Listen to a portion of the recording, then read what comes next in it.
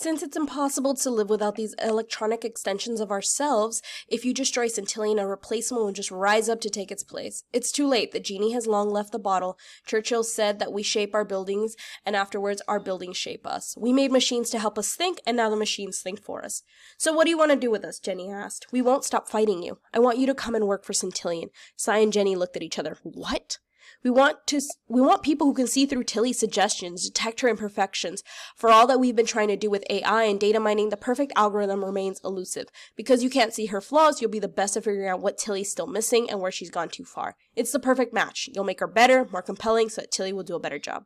Why would we do that? Why would we want to help you ruin people's lives with a machine? Because bad as you think Centillion is, any replacement is likely worse. It's not a mere PR move that I made enabling the human race, the mission of this company, even if you don't agree with how I've gone about it. What if we refuse to join you, but tell the world what you've done? No one would believe you.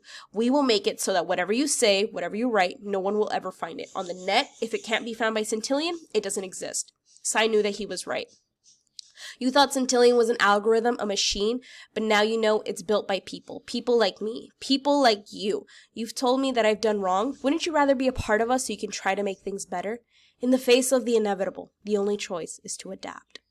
Cy closed the door on the apartment behind him. The camera overhead followed. Will Jenny be coming over tomorrow for dinner? Tilly asked. Maybe. You really need to get her to start sharing. It will make planning much easier.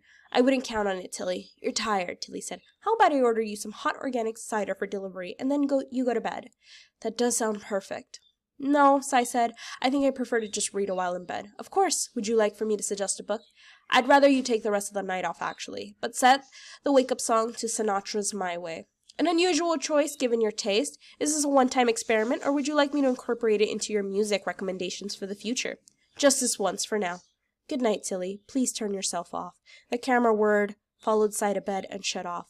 But a red light continued to blink slowly in the darkness.